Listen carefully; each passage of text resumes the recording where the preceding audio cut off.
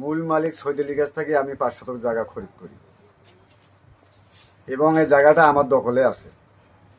আমি অনেক দিন হলো মারি খাই, তারপরে আমার জায়গা আমার দখলে, তারপরে ওখানে আমাকে মারধারি ওরা হুমকি দেয়, আমার টিন টুন খুলে নিয়ে গেছে, কোর্টে মিথ্যা অভিযোগ করছে, আমার খারিজ টারিজ সব আছে। টিএমের মেম্বার দিয়ে সালিশ করছি স্যার, 4টে মিটিং করছি, থানাও মিটিং করছি, তারপরও সে মানে নেই, তারপরও সে কোর্টে মামলা করছে, থানায় মামলা করছে। আমি দলিল মূল্যে খারিজ মূল্যে আমি আমার জায়গা চাই। এই জায়গাটা মুখগঞ্জে দীর্ঘ মুখগঞ্জে আমরা যে মূল মালিক যে সৈয়দ আলী আছে তার কাছ থেকে জায়গাটা আমরা কিনে নিই। কিনে আনে পরে ওই জায়গাটা মুখগঞ্জে পাগার, ওই জায়গাটা মুখগঞ্জে কোনো আবাস সুবিধা হয় না, আমরা জায়গাটা মুখগঞ্জে ফেলে রাখি, মাছটা ছাই দিয়ে খাই। কিন্তু পরে দেখি এই জায়গাটা এরা বেদখল চিন্তা ভাবনা করে, পরে আমরা জায়গাটা নিজে আয়ত্ত নিই, আমাদের আয়ত্ত নিই। এটা নিয়ে আমাদের গ্রামে 5-7টা মিটিং হয়েছে, আবার থানার বসে মিটিং হয়েছে, থানাতেও আমরা রায় পাচ্ছি, গ্রামেতেও আমরা রায় পাচ্ছি। আমরা ঘিরে দিচ্ছি ওখানে জমিটার।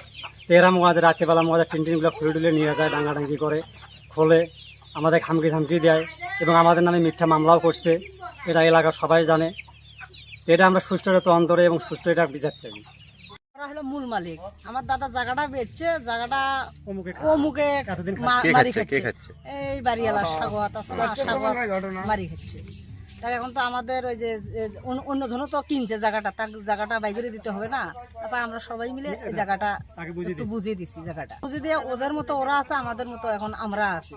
এখন কোর্টের তো ওরা মামলা করে দিছে, এখন কোর্টে হাজিরা দেওয়া 13 তারিখে হাজিরা দেওয়া। এটা লিখে দিছে হলো সাগওয়াত মিয়া মারি খাতিছে, অতি মুসলিম মিয়া কিনছে, 500 কিনছে, তারটা ঠিক আছে।